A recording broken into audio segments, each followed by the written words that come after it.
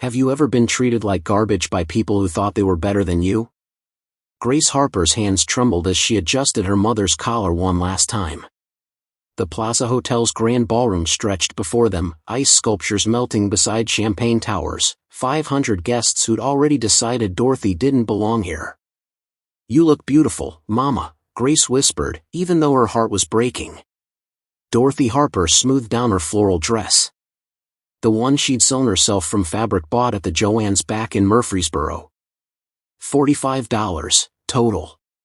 Grace had begged her to let her buy something from Bergdorf's, but Dorothy had refused with that stubborn set to her jaw that Grace knew better than to fight. "It's just a dress, baby girl," Dorothy had said. "Ain't nobody gonna be looking at me anyway." She'd been so wrong. Grace watched her mother clutch her worn leather purse, the same one Daddy had given her 20 years ago, the stitching coming loose at the corners.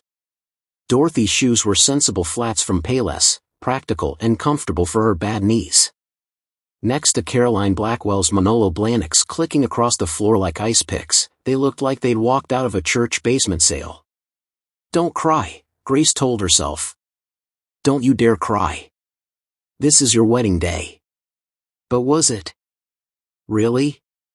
Because right now, watching the Blackwell family's society friends turn to whisper as her mother passed, watching their eyes travel from Dorothy's simple dress to her unmanicured hands to her weathered face, right now, it felt more like a funeral. "Grace, darling." Caroline Blackwell materialized like a perfectly preserved ghost, her face so tight from Botox she could barely smile. The Valentino gown, $18,000, Grace had overheard her bragging, caught the light like armor. "And this must be your mother."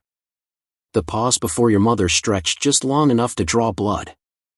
"Mrs. Blackwell," Dorothy extended her hand, her Tennessee accent thick as molasses. "It's real nice to finally meet you proper.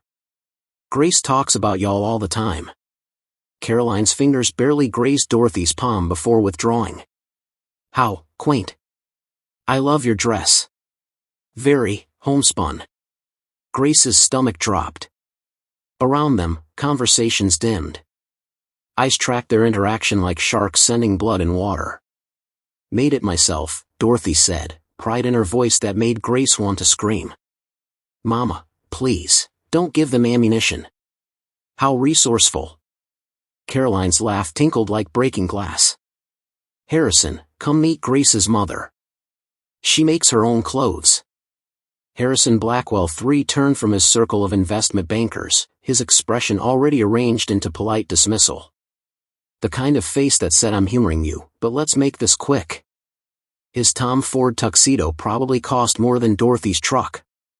"Pleasure," he said without extending his hand. His eyes catalogued Dorothy's appearance in 2 seconds flat, the simple dress, the worn purse, the sensible shoes, and found her lacking. "Grace, your mother might be more comfortable in the reception area. The main ballroom can get quite overwhelming." The blood roared in Grace's ears. He's trying to remove her. He's trying to hide her away like she's something embarrassing. "Actually, I'd love for Mama to meet," Grace started. "Oh, sweetie, he might be right." Dorothy patted her arm, her calloused palm catching slightly on the silk of Grace's wedding gown. "I'll just find a quiet corner. You go on and enjoy your party, Mama." But Dorothy was already moving away, heading toward the back of the ballroom where the photographers were setting up equipment. Away from the center. Away from the Blackwell's circle of power. Grace watched her mother's retreating back, shoulders straight despite everything, head held high despite the whispers following her like smoke, and felt something crack open in her chest. Behind her, she heard Tristan Blackwell's voice, loud enough to carry, "Jesus Christ, William. I thought you said her family was modest. That woman looks like she walked straight off a farm." Laughter rippled through his friends. Sharp. Cutting. William's hand found Grace's elbow. "Don't," he murmured in her ear. "Please, Grace. Don't make a scene. Not tonight." Grace turned to look at her new husband. His face was apologetic but firm. "Choose me," his eyes said. "Choose this life. Choose not to embarrass us." Across the ballroom, Dorothy Harper found a chair partially hidden behind a column. She sat down carefully, placed her old purse on her lap, and folded her hands. Waiting. Patient. Invisible. Have you ever felt invisible in a room full of people who thought they were better than you? Grace felt it now. And worse, she felt ashamed of feeling it. The wedding planner appeared with a brilliant smile. We're ready for family photos. Blackwell family to the grand staircase, please. Caroline swept past, already calling out instructions. Harrison followed with his associates. Tristan with his phone out, probably already posting something cruel to Instagram. No one mentioned Dorothy. No one looked back. 20 years earlier, Dorothy Harper had stood in the kitchen of a house that wasn't much bigger than the plaza's coat check room. Grace, 10 years old, sat at a table scarred with years of family dinners, watching her mother's hands move through dish water that had gone cold an hour ago. Mama, why are you crying? Dorothy had turned, suds dripping from her red, work-worn fingers, and Grace saw something she'd never seen before. Her mother looked lost. Your daddy's gone, baby. The words came out broken. The scaffolding collapsed. They said he didn't suffer. Thomas Harper had built things his entire life. Houses. Bridges. His own small construction company with 5 employees who were more like family than workers. He'd built Dorothy a kitchen table from reclaimed barn wood. Built Grace a treehouse that could withstand Tennessee tornadoes. Built a business from nothing but calloused hands and a reputation for honest work. And then a faulty weld, a windy day, and 42 feet down to concrete had taken him away. Grace remembered the funeral. Workers in their only suits, wives bringing casseroles, the owner of the lumber yard crying harder than anyone. Her father had been $20,000 in debt and rich in ways that had nothing to do with money. What are we gonna do? Grace had asked. Dorothy dried her hands on a dish towel, straightened her spine, and looked at her daughter with eyes that had gone from grief to something harder. Something like steel. We're gonna finish what your daddy started. The bank had laughed when Dorothy walked in asking to take over the business. A woman? With no construction experience? Ma'am, why don't you just sell the equipment and find yourself a nice office job? But Dorothy had sat up every night for months, teaching herself to read blueprints by lamplight. She'd shown up at job sites at 5 in the morning, learned to mix concrete, understand load-bearing calculations, negotiate with suppliers who thought they could cheat her because she was a widow. She'd bid on small projects, a garage here, a deck there, and delivered them under budget and ahead of schedule. Grace had watched her mother transform from a housewife to a force of nature. Watched her hands become even more calloused. Watched her fall asleep at the kitchen table over spreadsheets, coffee gone cold in her favorite mug. Mama, you don't have to do this, Grace had said one night, 15 years old and worried about the dark circles under her mother's eyes. Yes, I do. Dorothy had looked up from a contract proposal. Your daddy built something good. I ain't gonna let it die just because he did. And someday, baby girl, you're gonna understand, the only thing worth more than money is proving people wrong when they count you out. By the time Grace graduated high school, Harper Construction had grown. 20 employees. Then 50. Then hundreds. Dorothy had bid on a bridge project that everyone said was too ambitious. She delivered it 6 weeks early and under budget. Then came highways. Municipal buildings. Airport expansions. Grace had gone to Columbia for architecture, her tuition paid from the business Dorothy had built from her father's ashes. She'd graduated top of her class, landed at a prestigious firm in Manhattan, and tried very hard not to think about how her mother still lived in that same small farmhouse, still drove that same old truck, still shopped at the same stores they'd shopped at when they were counting pennies. Mama, let me buy you a new house, Grace had begged during a visit home. What's wrong with this one? Your daddy built it. I ain't leaving. Grace had met William Blackwell at an architecture conference. He was handsome, charming, second-generation investment banker with connections that made Grace's head spin. He'd seemed fascinated by her story, the small-town girl who'd made it big in New York. "I love that you're real," he'd said on their third date, holding her hand across a table at per se. "Everyone in my world is so fake." The first warning sign came when Grace mentioned her mother visiting. "Oh." William's smile had frozen slightly. "Maybe we should meet at a restaurant? The apartment's such a mess." The second came at Thanksgiving, when the Blackwells invited them to Connecticut. Grace had brought Dorothy, proud to introduce her. But Caroline had seated them at opposite ends of the 30-foot dining table. Harrison had barely acknowledged Dorothy's presence. Tristan had spent dinner on his phone, occasionally looking up to smirk at Dorothy's accent. "Don't worry about it," William had said afterward, seeing Grace's hurt. "They're just particular. They'll warm up." They never did. The engagement came with a prenuptial agreement, standard, William assured her, for families like his. Grace had signed it, thinking she had nothing to protect anyway. What she didn't know was that the document had been deliberately written to be humiliating, calling her assets negligible and referring to her family as without significant means. Dorothy had tried to tell her. "Baby, you sure about this boy?" "I love him, Mama." "I know you do. But does he love all of you? Or just the parts he thinks fit into his world?" Grace had ignored the warning. She'd been so busy trying to fit into the Blackwells' world that she'd stopped seeing what she was giving up to be there. Now, standing in the Plaza Ballroom, watching her mother sit alone while the Blackwells posed for family photos that would hang in their Connecticut estate for generations, Grace finally understood what Dorothy had been trying to tell her. Love shouldn't require you to hide who you are. Or worse, hide the people who made you who you are.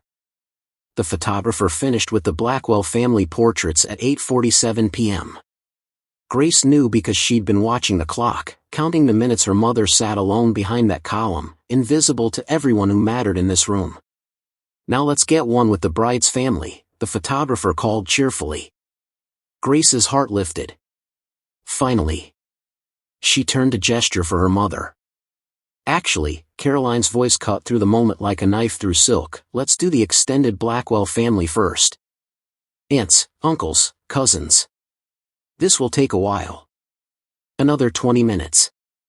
Another eternity of Dorothy sitting alone." Grace watched Tristan pose with his phone out, taking selfies with the ice sculpture. She watched Harrison glad-hand his business associates, laughing too loud at jokes that weren't funny. She watched Caroline arrange and rearrange people like they were furniture, always putting the most photogenic, the most successful, the most valuable closest to the center. Value. That's what it came down to, wasn't it? The Blackwells measured everyone's value, and they'd measured Dorothy and found her worthless. Dinner service began at 9:15. The seating chart had been Caroline's masterpiece, a careful arrangement of social hierarchy made visible. Grace found herself at the head table with William, his parents, and Tristan. She searched the room for her mother. There. Table 18. In the back corner. Seated with the photographer, the videographer, the DJ, and the wedding planner's assistant. The vendor table. William. Grace's voice came out strangled. "Why is my mother sitting with the vendors?" William didn't even look up from his phone. Mom handled the seating chart. "I'm sure it's just, there were a lot of people to seat, Grace. She's sitting with the photographer." "Well, where did you want her to sit?" He finally looked at her, and there it was, that flash of irritation.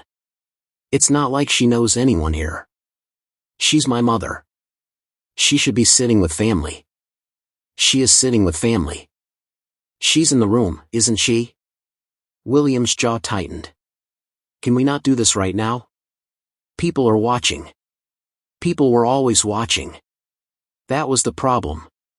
Grace stood abruptly, chair scraping against the floor. She'd go sit with her mother.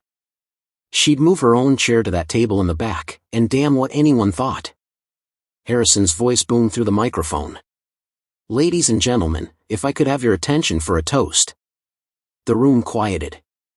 Crystal glasses were raised. 500 people turned to face the head table. Harrison Blackwell III stood in his Tom Ford tuxedo, commanding the room the way he commanded boardrooms. His smile was practiced, political. His voice carried the weight of old money and older privilege. Today, we welcome Grace Harper into the Blackwell family. He paused for applause. William has always had a generous heart. From the time he was a boy, he was drawn to charity work, to helping those less fortunate. Grace's blood went cold. Today he proves that generous heart by welcoming Grace and her humble family into our world. Harrison's eyes found Dorothy's table, lingered just long enough to make his point. We look forward to introducing them to the finer things in life. To showing them what it means to be a Blackwell. Laughter rippled through the room. Polite. Knowing. Grace looked at her mother. Dorothy sat perfectly still, hands folded in her lap, face composed. But Grace knew that face. Knew the way her mother's jaw set when she was swallowing something that hurt. To William and Grace, Harrison concluded, raising his glass. May their marriage bridge two very different worlds. The room erupted in applause and laughter. Grace's vision blurred red. That was, she started to say to William. A lovely toast, he finished firmly. Very generous of him. Generous? He just called my family poor in front of 500 people. He called them humble. That's a compliment, Grace. No, it's not. And you know it's not. Before William could respond, Caroline appeared at Grace's elbow. Sweetie, we need to do a final security check before we let guests into the coat room. There have been some items going missing from parties recently. Her eyes drifted meaningfully toward Dorothy's table. We just want to make sure everyone's belongings are safe. The implication hung in the air like poison. Grace's entire body went rigid. What are you saying? Nothing, dear. Just being careful. Security, could you do a quick sweep? Caroline gestured, and two men in dark suits began moving through the room. Grace watched in horror as they approached table 18. Watched them stop beside her mother. Watched Dorothy look up, confused. Ma'am, we need to check your bag. The room wasn't quiet, people were still eating, drinking, talking, but Grace heard every word like it was shouted. I'm sorry. Dorothy's voice, soft. Uncertain. Your purse, ma'am. Standard security check. Grace was moving before she could think, pushing through tables, tripping over chair legs. But she was too far away. Too late. Dorothy opened her worn leather purse. The security guard peered inside, shuffled through the contents. A Bible. Kleenex. Photos of Grace from childhood. Butterscotch candies.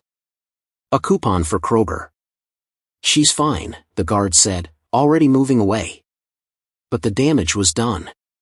Everyone at the surrounding tables had seen. Had understood what it meant that security checked the poor woman's purse. Whispers spread like wildfire. Grace reached her mother's table, breathless. Mama, I'm so sorry. It's all right, baby. Dorothy's hands were shaking as she closed her purse. They're just doing their job. No. No, this isn't. Grace turned and saw Caroline watching from across the room. Saw the small, satisfied smile before Caroline turned away. Something inside Grace shattered. She walked back to the head table on legs that didn't feel like hers. Walked past guests who were now openly staring. Walked past Tristan, who had his phone out, probably filming everything for his Instagram story. She reached the microphone before anyone could stop her. The room went silent. Grace looked at William. At Harrison. At Caroline. At Tristan. Then she looked at her mother, sitting alone at the vendor table, holding that worn purse her father had given her 20 years ago. And Grace made a choice. Thank you all for coming tonight, she said, voice steady despite everything. But I need to be honest with you. And with myself. She pulled off her wedding ring. The room gasped. Mama, Grace said, eyes never leaving Dorothy's. Let's go home. The old pickup truck smelled like pine air freshener and motor oil. Grace sat in the passenger seat, still in her wedding dress, tulle pooling around her feet like a cloud that had fallen to earth. Dorothy drove in silence, hands steady on the wheel, eyes fixed on the highway stretching dark ahead of them. Behind them, Manhattan glittered and receded. The Plaza Hotel. The Blackwells. 500 witnesses to Grace walking away from everything she thought she wanted. Grace's phone wouldn't stop buzzing. William, Grace, please. Come back. We can fix this. William, you're being irrational. You just humiliated my entire family. William, my father is furious. Do you understand what you've done? William, fine. Don't respond. But this is on you. She turned the phone face down in her lap. You can change your mind, Dorothy said quietly, the first words she'd spoken since they'd left. Ain't nothing final yet. If you love him. I don't know what I love anymore, Mama. Grace's voice cracked. I thought I loved him. But how can you love someone who asks you to be ashamed of your own mother? Dorothy's hands tightened on the steering wheel. Baby, I'm sorry. I should have stayed home. I knew I didn't fit in that world. Stop. Grace turned to face her mother, tears finally breaking free. Don't you dare apologize. You didn't do anything wrong. They did. Every single one of them. They drove another hour in silence. The city gave way to suburbs, then countryside. Stars appeared overhead, more than Grace had seen in years of living in Manhattan. When they pulled into the gravel driveway of the small farmhouse, Grace felt something inside her chest finally unclench. The porch light was on. Dorothy always left it on, even when she wasn't home. So the house don't get lonely, she'd say. Inside, Dorothy made sweet tea without asking if Grace wanted any. That's just what you did when the world fell apart. You made sweet tea and you sat down and you figured out what came next. Grace changed out of her wedding dress and into old jeans and one of her father's flannel shirts that still hung in her childhood closet. She came downstairs to find Dorothy at the kitchen table, the same table her father had built, 2 glasses of tea sweating in the lamplight. Mama, Grace said, sitting down heavily. I just gave up everything. My marriage. My career. William's father knows everyone in New York architecture. I'll never work in that city again. The apartment was in William's name.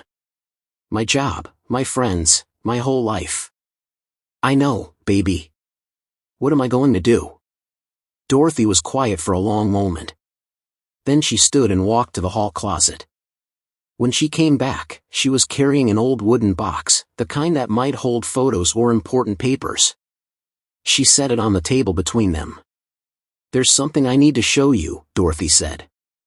Something I probably should have told you a long time ago. Grace stared at the box. Mama, what is this? Dorothy opened it slowly. Inside were documents. Financial statements. Stock certificates. Legal papers with official seals. And on top, a business card. Harper Construction and Engineering. Dorothy M. Harper, majority shareholder. 2,000 employees, 15 states, $4.1 billion annual revenue. Grace's brain couldn't process what she was seeing. I don't understand. After your daddy died, I took over his little company. 5 employees, remember? We did garages and decks. Dorothy's voice was steady, matter of fact. I built it into something bigger. A lot bigger. How much bigger? Last valuation put my personal stake at about $4 billion. The room tilted. Grace gripped the edge of the table. 4 billion? Give or take. Dorothy pulled out more documents. We do major infrastructure. The bridge on Highway 40 you drove over to get here? We built that. The new terminal at Nashville International? Ours. 15 states, baby. Government contracts, private developments, everything from roads to airports. Grace stared at her mother, at the woman who'd sat at the vendor table 2 hours ago, at the woman whose purse had been searched, at the woman the Blackwells had mocked for her homemade dress. Why? The word came out as barely a whisper. Why didn't you tell me? Dorothy sat back down, reached across the table to take Grace's hand. Because I wanted you to grow up normal. Your daddy and me, we came from nothing. We knew what it was like to be hungry, to worry about keeping the lights on. When he died and I started making real money, I had a choice. I could raise you in that world, private schools, designer clothes, country clubs. Or I could raise you knowing who you were without all that. But Mama, I thought we were poor? We ain't never been poor, baby.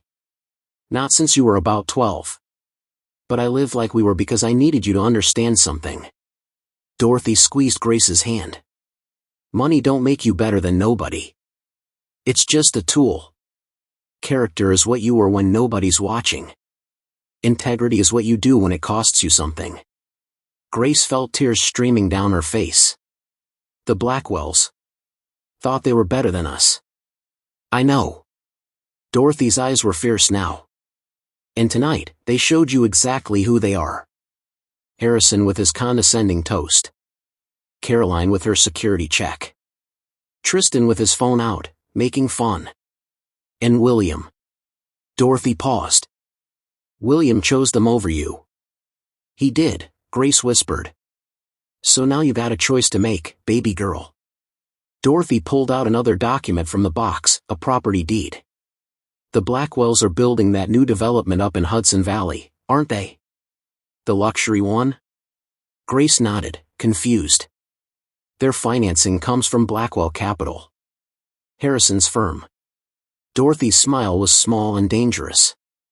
And do you know who owns 45% of Blackwell Capital through various investment firms? Grace's eyes went wide. That's right, baby. Me. Dorothy stood up, walked to the window, looked out at the dark Tennessee night. I've been a silent partner for 7 years. They never knew. Never bothered to trace the shell companies back to their source. And right now, with the Hudson Valley Project and 3 others, they're leveraged up to their eyeballs. Mama, what are you saying? Dorothy turned back to face her daughter. I'm saying they hurt you. They hurt us. They thought we were nothing, and they treated us like nothing. She paused. Now, I ain't a vengeful woman. But I do believe in consequences. And I think it's time the Blackwells learned what happens when you judge people by their clothes instead of their character. Grace stood slowly. What do you want to do? I want to make them understand what they lost tonight. Dorothy's voice was steel wrapped in honey. I want to show them that the woman they mocked owns their entire future. And I want you by my side when we do it. For the first time since walking out of the plaza, Grace smiled. When do we start? Dorothy picked up her phone. Right now, baby. Right now. 48 hours after the wedding that wasn't, the first domino fell. Grace was sitting on her mother's porch, coffee going cold in her hands, when her phone lit up with a news alert. Breaking, Harper Construction pulls $300 million from Blackwell-financed projects. Her heart stopped. She opened the article with shaking fingers. In a stunning move that has sent shockwaves through the commercial real estate sector, Harper Construction and Engineering has withdrawn from 4 major projects financed by Blackwell Capital, citing irreconcilable differences in project management philosophy. The withdrawal affects developments in Hudson Valley, Connecticut, New Jersey, and Pennsylvania, with a combined value exceeding $300 million. Industry insiders are scrambling to understand the implications. Harper is one of the most reliable contractors in the business, said one anonymous source. For them to walk away from this much money, something significant must have happened. Grace looked up to find Dorothy standing in the doorway, her own phone in hand. You did it, Grace whispered. We did it, baby. Dorothy sat down beside her. I made some calls yesterday. Told my CEO to invoke the termination clauses. We're within our rights, the contracts had provisions for withdrawal with proper notice. Everything's legal, everything's documented. Grace's phone buzzed again. Another alert. Bloomberg, Blackwell Capital stock down 18% on Harper News. Then another. Wall Street Journal, who is Dorothy Harper? Mama, they're trying to figure out who you are. Dorothy's smile was quiet satisfaction. Let them dig. They're gonna find out soon enough. By noon, Grace's phone was exploding. Not with texts from William anymore, he'd gone silent after his father presumably confiscated his phone, but with notifications. Social media was catching fire. Tristan's Instagram story from the wedding had resurfaced. The one where he'd zoomed in on Dorothy's dress, mocking her appearance. Someone had screenshot it before he could delete it and now it was everywhere. Twitter was brutal. At Finance Watcher, POV, you mocked a billionaire at a wedding and tanked your family's business clown face.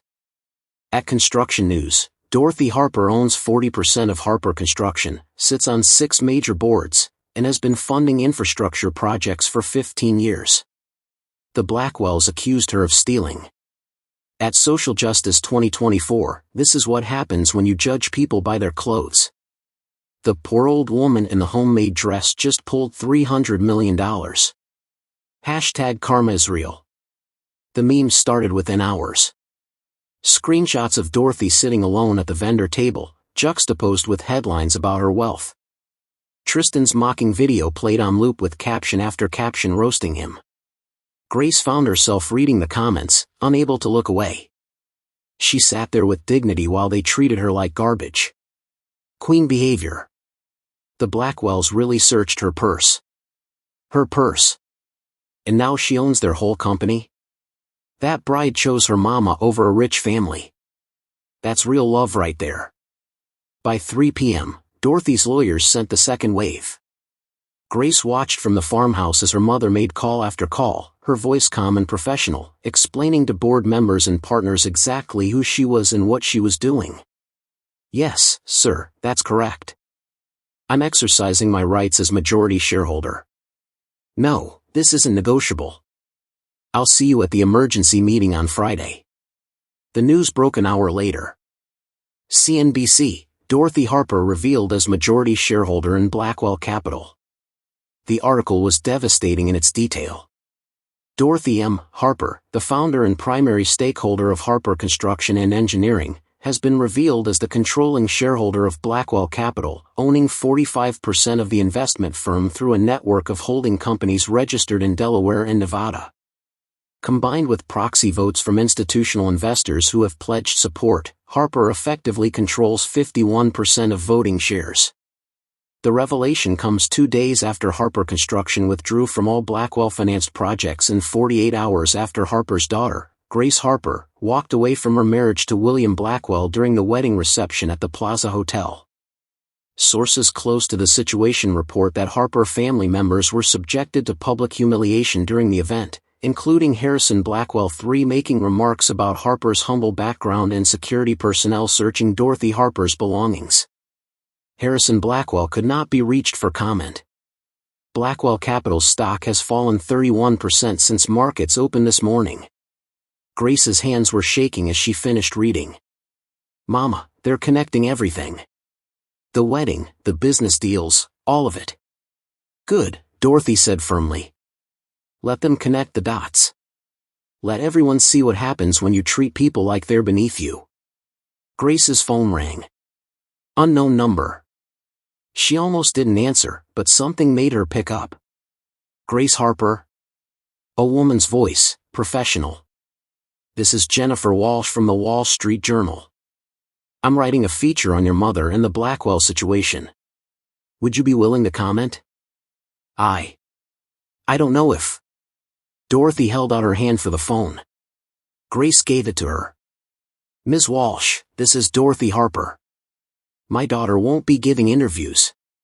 But I will tell you this, I built my company from 5 employees to 2,000. I did it with integrity, hard work, and respect for every single person I worked with, from the concrete mixers to the CEOs. The Blackwells judged me by my clothes and my accent. They thought those things meant I was worthless. Dorothy's voice was steady, strong. They were wrong. And now they're learning an expensive lesson about the difference between having money and having class. She hung up. Grace stared at her mother. That's going to be the quote, isn't it? The one everyone remembers? Probably, Dorothy said. Now come on. We got an emergency shareholders meeting to prepare for. I want you there when we walk into that boardroom. Mama, I'm just an architect. I don't know anything about hostile takeovers or corporate. You're my daughter, Dorothy interrupted. You're a Harper. And you're about to learn that the woman they put at the vendor table owns the whole damn restaurant. Grace felt something settle in her chest. Something that felt like power. Like justice. Like her father's hands building that kitchen table, steady and sure. What do I wear? Dorothy smiled. Whatever makes you feel like the woman they should have respected in the first place. On Grace's phone, another notification. #Blackwell wedding trending nationwide. The comments were unanimous. The bride had chosen right. The mother was a legend. And the Blackwells? They were finished. The Blackwells didn't go down quietly. On the third day, Harrison Blackwell held a press conference. Grace watched it from the farmhouse, her mother beside her, both of them silent as Harrison stood before a wall of microphones looking every bit the wounded patriarch. My family has been the victim of a calculated attack, Harrison said, his voice heavy with manufactured grief. We opened our hearts to Grace Harper. We welcomed her into our family with love and generosity. And this, he gestured to the cameras, this is how we're repaid. Grace's jaw clenched. He's lying. Let him talk, Dorothy said calmly. Rope's long enough for him to hang himself. Harrison continued, painting a picture of the Blackwells as victims of a vindictive woman who had manipulated her way into their lives. He claimed Dorothy had hidden her wealth deliberately as part of some elaborate con. That she'd planted her daughter like a corporate spy. We're exploring all legal options, Harrison announced. Including fraud charges and breach of fiduciary duty. No one should be able to weaponize their business holdings for personal vendettas. The press ate it up. By evening, the narrative had shifted slightly. Financial news channels brought on analysts who questioned the ethics of Dorothy's actions. Was it legal? Yes. But was it right? Caroline appeared on a Society podcast the next day, playing the gracious victim with surgical precision. I tried so hard to make Dorothy feel welcome, Caroline said, her voice quavering just enough to sound sincere. I knew she came from a different background. I wanted to help her feel comfortable in our world. And Grace, Caroline paused, dabbing her eyes with a monogrammed handkerchief, I thought of her as a daughter. To have them turn on us like this, it's just devastating. The host made sympathetic noises. And I understand there was an incident at the wedding? A misunderstanding with security, Caroline said carefully. We'd had some thefts at previous events. It was standard protocol, nothing personal. But apparently, Dorothy took offense and decided to destroy my husband's life's work over it. Grace threw a pillow at the screen. She ordered that search. She looked right at Mama and smiled when. I know, baby. Dorothy's hand found hers, squeezed. I know. But the worst came from Tristan. He posted a tearful video apology that somehow made him the victim. Sitting in what appeared to be a therapist's office, staged, obviously, he talked about growing up with unrealistic pressures and struggling with social media addiction. I made a terrible mistake, Tristan said, looking directly into the camera with practiced remorse. I posted something hurtful, and I've been getting death threats ever since. My sponsors have dropped me. My friends have abandoned me. I've lost everything because of one stupid moment. He paused, let a single tear roll down his cheek. I know I was wrong. But does anyone deserve to have their entire life destroyed over one mistake? The comments section filled with sympathy. Everyone makes mistakes. Cancel culture has gone too far. He's just a kid. Grace read them with mounting horror. People are believing him. Some people will always defend the powerful, Dorothy said. Don't matter how wrong they are. Then William showed up. Grace was in the barn, her father's old workspace that Dorothy had kept exactly as he'd left it, when she heard the car pull up. She looked out to see William's Mercedes, dusty from the drive, him climbing out looking like he hadn't slept in days. Dorothy appeared in the doorway. "Want me to send him away?" Grace watched William approach the house, shoulders slumped, hands in his pockets. He looked smaller somehow. Diminished. "No," Grace said. "I'll talk to him." She met him on the porch. Up close, he looked worse, bloodshot eyes, wrinkled shirt, the smell of whiskey faint on his breath. "Grace." His voice cracked. "Please. Just listen." "I'm listening. I didn't know about your mother. I swear, I had no idea she was," he gestured helplessly. "My father's going to lose everything. The firm, the house, everything. My mother is having a breakdown. Tristan's on antidepressants. And you want me to what, exactly? Tell my mother to back off?" "Yes." "No. William ran his hands through his hair. "I love you, Grace. I know I screwed up. I know I should have defended you at the wedding. I know I should have stood up to my family." His eyes were pleading. "But can you honestly say this is justice? Destroying my entire family over some comments at a wedding?" Grace felt something cold settle in her stomach. "Some comments. That's what you're calling it. You know what I mean. Your father called my mother a charity case. Your mother had her searched like a criminal. Your brother posted videos mocking her to 50,000 people. And you," Grace's voice hardened, "you laughed along. You told me not to make a scene. You chose them. I made a mistake. I'm sorry." William grabbed her hand. "Please, Grace. Tell your mother to stop this. We can fix things between us. We can get remarried, do it right this time. But you have to call her off." Grace pulled her hand away slowly. "You think I have that kind of power over my mother? You're her daughter. She's doing this for you." "No, William. She's doing this because your family treated her like garbage. And you're only here because now you know she's worth $4 billion. Grace stepped back. "If she was still just a poor old woman in a homemade dress, would you be here? Would you be apologizing?" William's silence was answer enough. "That's what I thought." Grace turned toward the door. "Goodbye, William." "Grace, wait, my father's talking about suing. About going after your mother criminally. If you don't stop this, it's going to get ugly." Grace looked back at him one last time. It was already ugly. "We're just making sure everyone sees it." She walked inside and closed the door. Through the window, she watched William stand there for a long moment before finally driving away. Dorothy was waiting in the kitchen. "You okay?" "Yeah," Grace said, surprising herself by meaning it. "Yeah, I am." "When's the shareholders' meeting?" "Tomorrow morning. 10 a.m. Manhattan." Dorothy's eyes gleamed. "You ready?" Grace thought about William's desperate face. About Harrison's lies on television. About Caroline's fake tears and Tristan's manufactured remorse.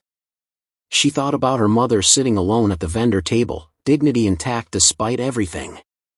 "I'm ready," Grace said. "Let's finish this." The Blackwell Capital headquarters occupied the top 15 floors of a glass tower in Midtown Manhattan.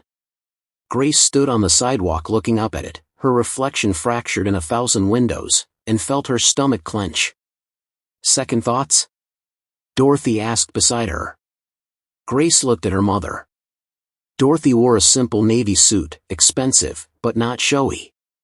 Her gray hair was pulled back in a neat bun. She looked exactly like what she was, a woman who'd built an empire with her own hands and didn't need to prove anything to anyone.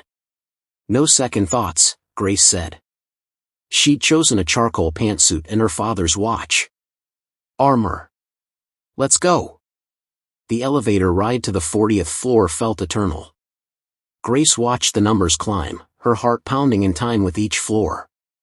When the doors opened, they stepped into chaos. The boardroom was packed. At least 150 people, shareholders, board members, lawyers in expensive suits, financial journalists with cameras, executives whispering urgently into phones. The energy was electric, hostile. And there, at the head of the long mahogany table, sat the Blackwell family. Harrison looked 10 years older than he had at the wedding. His Tom Ford suit hung a little looser. His face was haggard, but his eyes were hard when they locked on Dorothy. Caroline sat beside him, her composure perfect except for the white-knuckled grip on her Hermes bag. She'd dressed for battle, a power dress that probably cost what Dorothy made in a year at the beginning. Except Dorothy made that in about 4 minutes now. Tristan slouched in his chair, phone in hand, trying to look unbothered. But Grace saw the way his leg bounced nervously under the table. William sat apart from his family, staring at the table. He looked up when Grace entered, and something flickered across his face. Hope, maybe. Or regret. Grace looked away. Security moved to intercept them.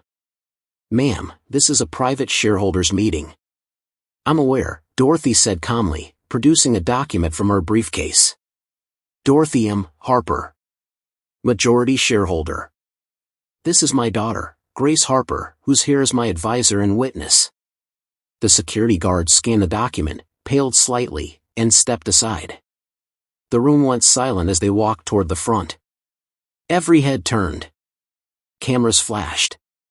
Grace heard whispers rippling through the crowd like wind through grass. "That's her. The woman from the wedding. She owns 51%? Did you see that video?" They reached the table. Dorothy set her briefcase down. Grace stood beside her, spine straight, chin up. Harrison was the first to break the silence. "You have some nerve showing up here." "I have every right to be here," Dorothy replied, her Tennessee accent pronounced, deliberate. "I own this company. You manipulated your way into ownership through shell companies and deception. I invested in Blackwell Capital 7 years ago through perfectly legal means. Your due diligence department failed to trace the holding companies back to me. That's not manipulation, Mr. Blackwell. That's incompetence." A few nervous laughs from the crowd. Harrison's face flushed purple. Caroline leaned forward, her voice dripping with false sweetness. "Dorothy, surely we can discuss this privately? Away from all these people? We're practically family." "Family." Dorothy let the word hang in the air. "Is that what we are? Because I remember being seated at the vendor table at my daughter's wedding. I remember your security searching my purse like I was a thief. I remember your son posting videos mocking my appearance to thousands of people." Her voice never rose, never wavered. "If that's your definition of family, Mrs. Blackwell, I'd hate to see how you treat strangers." The room erupted in murmurs. Cameras clicked furiously. Journalists typed notes. Tristan shot up from his chair. "This is bullshit. You're ruining our lives over a stupid video?" "I apologized." "You apologized," Dorothy said, turning to face him, "after you lost your sponsors. After the video went viral. After it cost you something. That ain't remorse, son. That's damage control. You can't do this." Tristan's voice cracked. "You can't just destroy people because they hurt your feelings." "Sit down," Harrison barked. "No. This is insane." Tristan looked around the room wildly. "She's a vindictive old woman who can't take a joke." The board secretary, a woman in her 60s with steel gray hair, stood up. "Mr. Blackwell, you need to sit down now, or you'll be removed from this meeting." Grace watched Tristan's face cycle through shock, rage, and finally defeat as he slumped back into his chair. The secretary turned to the room. "Let's proceed with the agenda. As most of you are aware, Dorothy M. Harper holds 45% of Blackwell Capital through various investment vehicles, and has secured proxy votes from institutional investors, bringing her effective control to 51%. Per corporate bylaws, she has called this emergency meeting to vote on restructuring the board and executive leadership. "This is a hostile takeover," Harrison said, his voice shaking with rage. "We will fight this in court." "We will." "You'll lose," Dorothy said simply. She opened her briefcase and pulled out a thick folder. "Because while you were busy playing victim on television, my lawyers were busy doing real work." She handed documents to the secretary, who began distributing copies around the table. "What is this?" Harrison demanded. "That," Dorothy said, "is a forensic audit of Blackwell Capital covering the last 5 years. Turns out, when you actually look at the books, some interesting things pop up." Grace watched the color drain from Harrison's face as he scanned the pages. "Page 12, Dorothy continued, her voice cutting through the stunned silence. "Client funds used to pay for personal expenses. Your Connecticut estate renovation. Your wife's business trips to Paris. Your son's consulting fees for work he never performed. Page 23, undisclosed conflicts of interest. You've been directing clients into investments where you have personal stakes without proper disclosure. Page 38, the offshore accounts. The ones you forgot to mention to the SEC." The room exploded. Board members shouted questions. Lawyers huddled. Journalists practically climbed over each other to get photos of the documents. Harrison stood, hands slamming on the table. "This is slander. Lies assembled by 3 separate forensic accounting firms," Dorothy interrupted.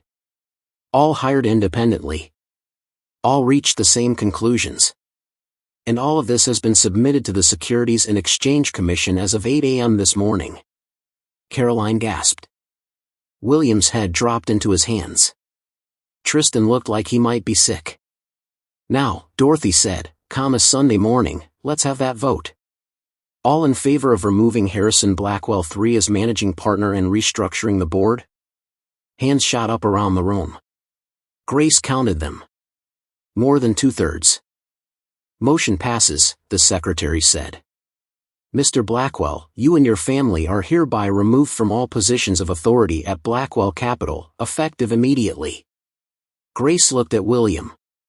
He was staring at her, tears streaming down his face. "I'm sorry," he mouthed. But it was too late for sorry. Security approached the Blackwells. "Sir, ma'am, you need to leave the building." Harrison stood frozen, his entire world collapsing around him. Caroline clutched her bag, face crumbling.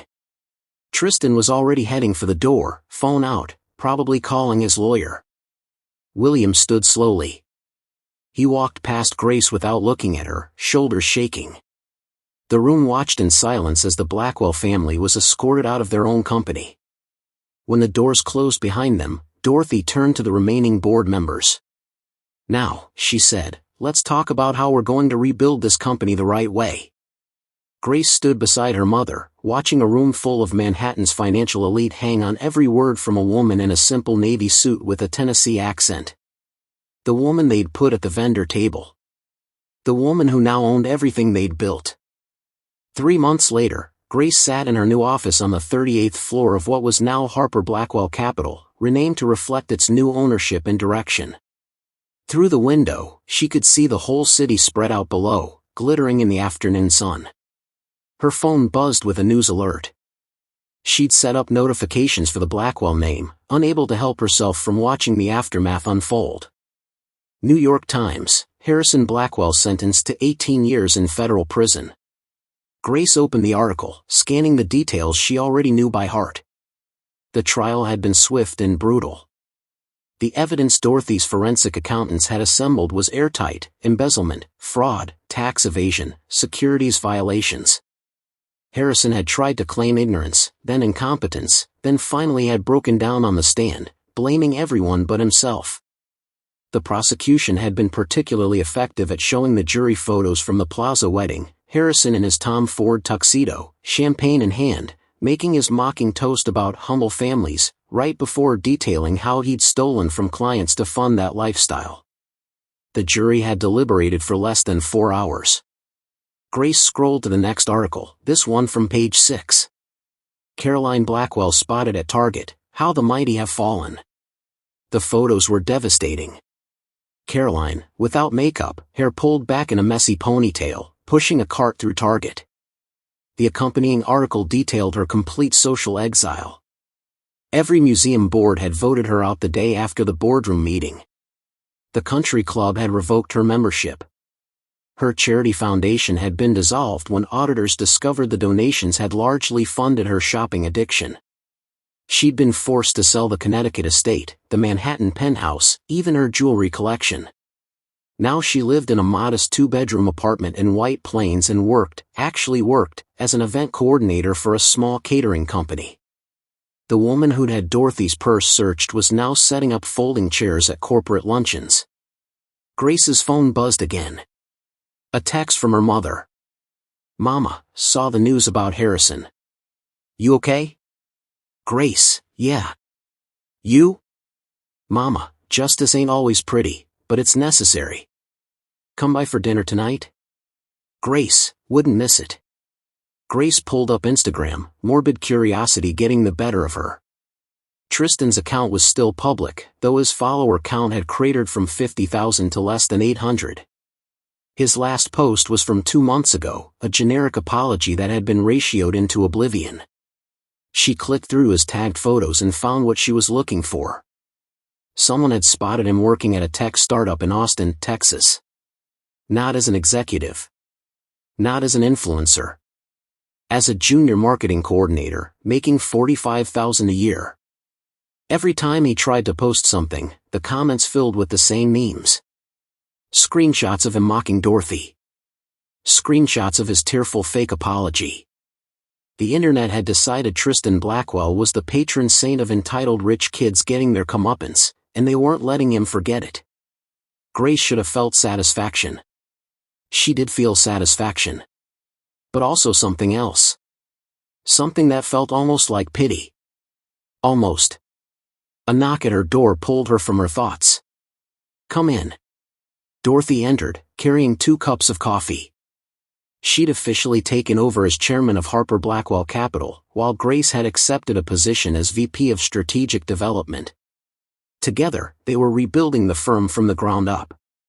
"Saw the news," Dorothy said, handing Grace a coffee. 18 years. He'll serve maybe 12 with good behavior. Dorothy sat down across from her. "Still a long time to think about what he did. Do you think he gets it? Really understands why?" Dorothy was quiet for a moment. "I think he understands he got caught. Whether he understands he did wrong? That I don't know. Some people never learn that money don't make you better than anybody." Grace's computer pinged with an email.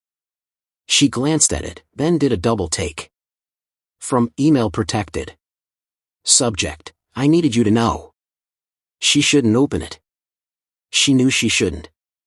She opened it. "Grace. I know I have no right to contact you. I know you probably delete these without reading them. But I had to try one more time. I'm in Philadelphia now. Small firm, starting over. I had to change my name legally, no one would hire a Blackwell. I'm William Harper now.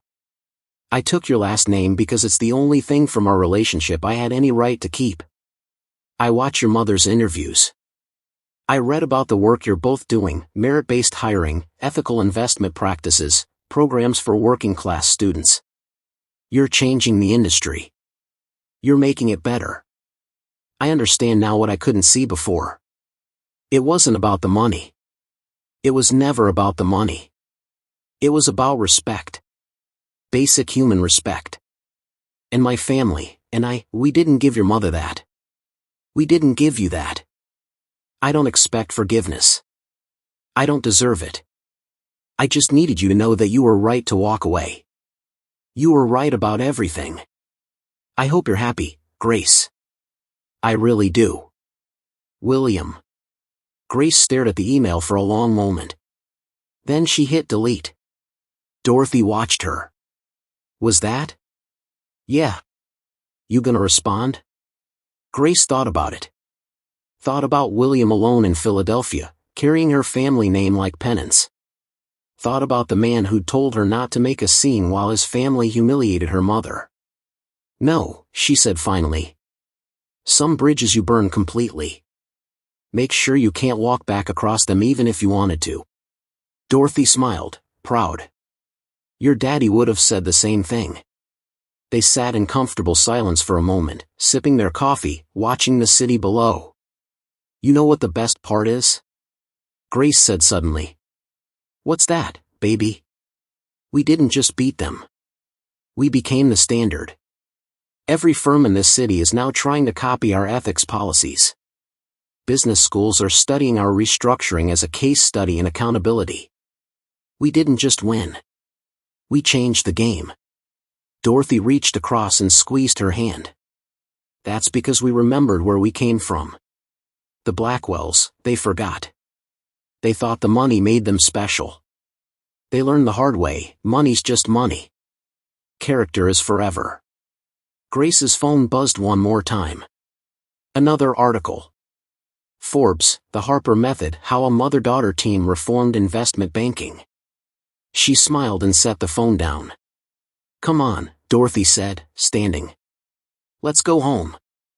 I'm making pot roast. In the farmhouse? Where else? You think I'm giving that up just because we got offices in Manhattan? Dorothy laughed. Baby girl, that house is home. Always will be. As they left the building, Grace caught her reflection in the glass doors. Strong. Confident.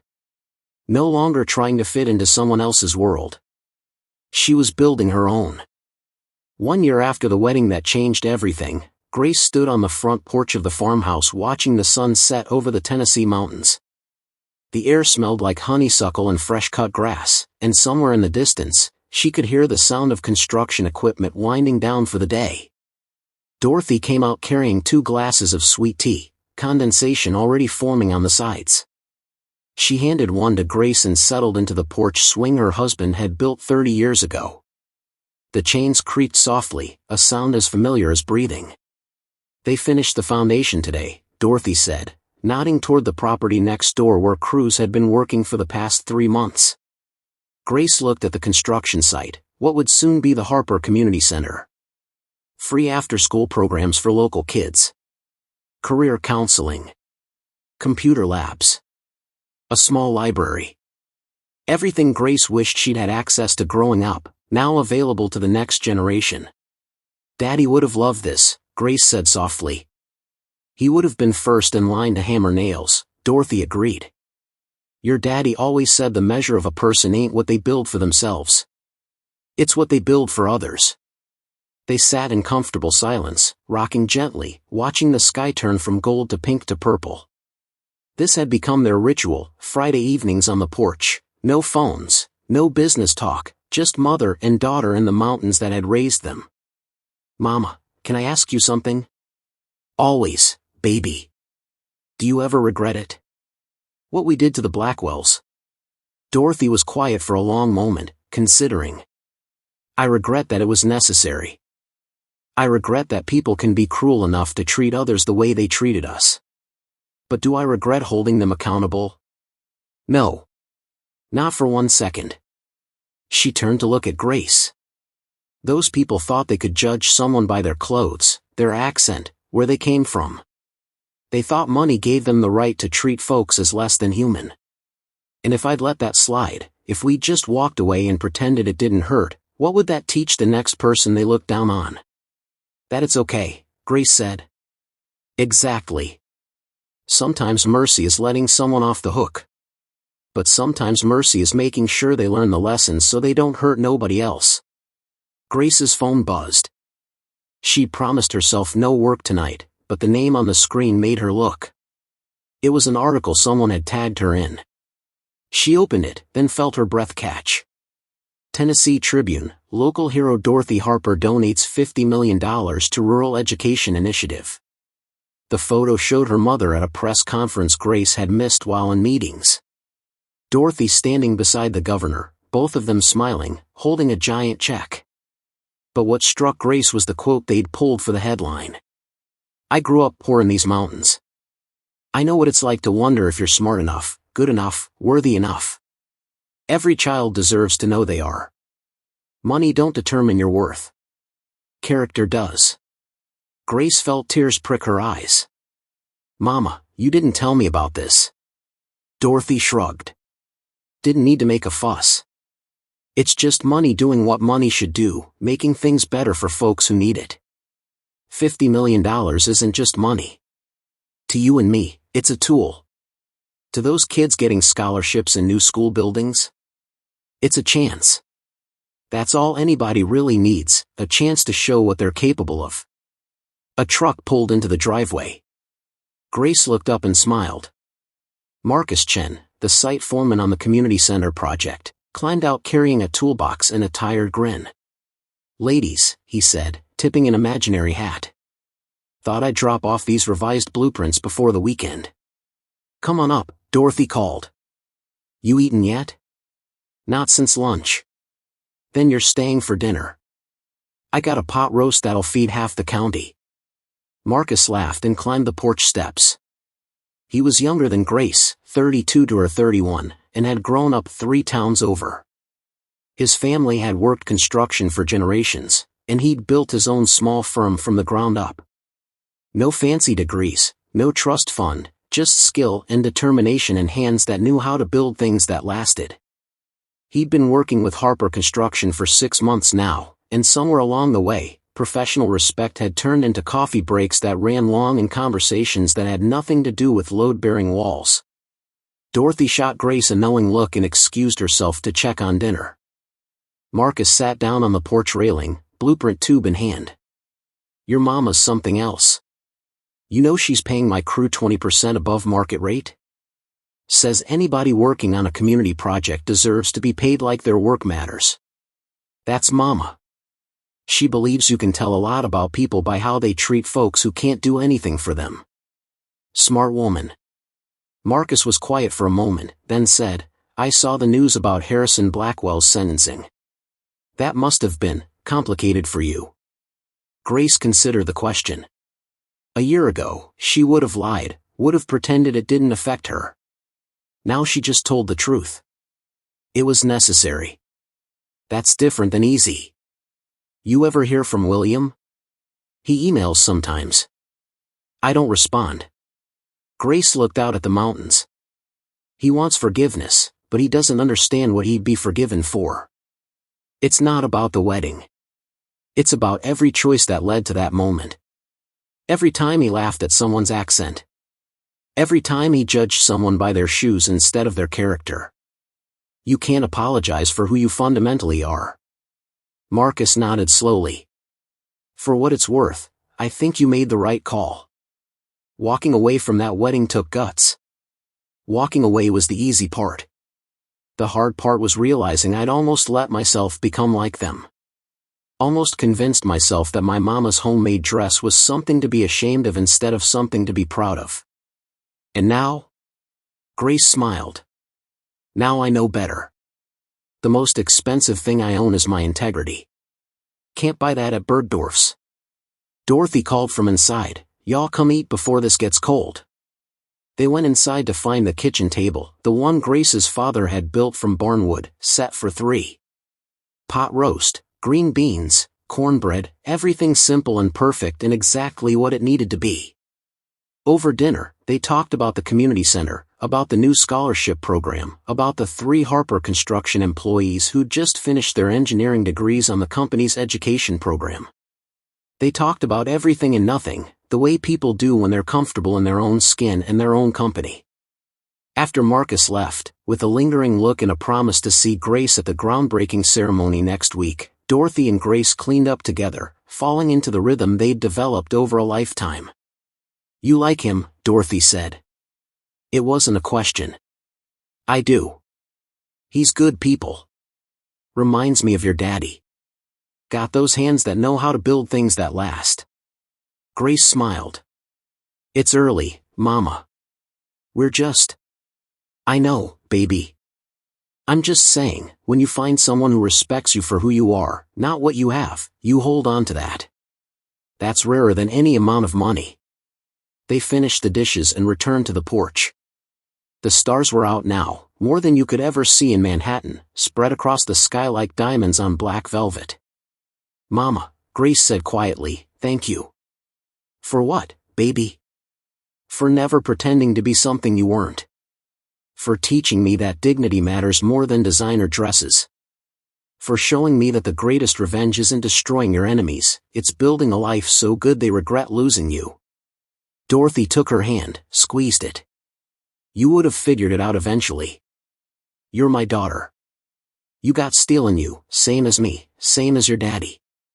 That don't come from money or breeding or any of that nonsense. It comes from knowing who you are and refusing to apologize for it." Grace leaned her head on her mother's shoulder, feeling peace settle over her like a warm blanket. She thought about Harrison in prison, learning what it meant to have his freedom stripped away the way he tried to strip others of their dignity. She thought about Caroline setting up folding chairs, finally understanding what real work felt like. She thought about Tristan, his internet fame now his internet infamy, learning that actions have consequences. She thought about William, carrying her name like a weight he'd never be able to put down. And she felt, not joy at their suffering, but satisfaction at the balance restored. Justice served. "You know what I learned from all this?" Grace said. "Real wealth isn't in a bank account. It's sitting on a porch swing with your mama, watching stars come out over mountains that knew your granddaddy and his granddaddy before him. It's building something that matters. It's being able to look at yourself in the mirror and like who you see." "Now you're talking like a Harper," Dorothy said with a smile. They rocked in comfortable silence as the night deepened around them. Inside, the house her father built waited, warm and full of memories.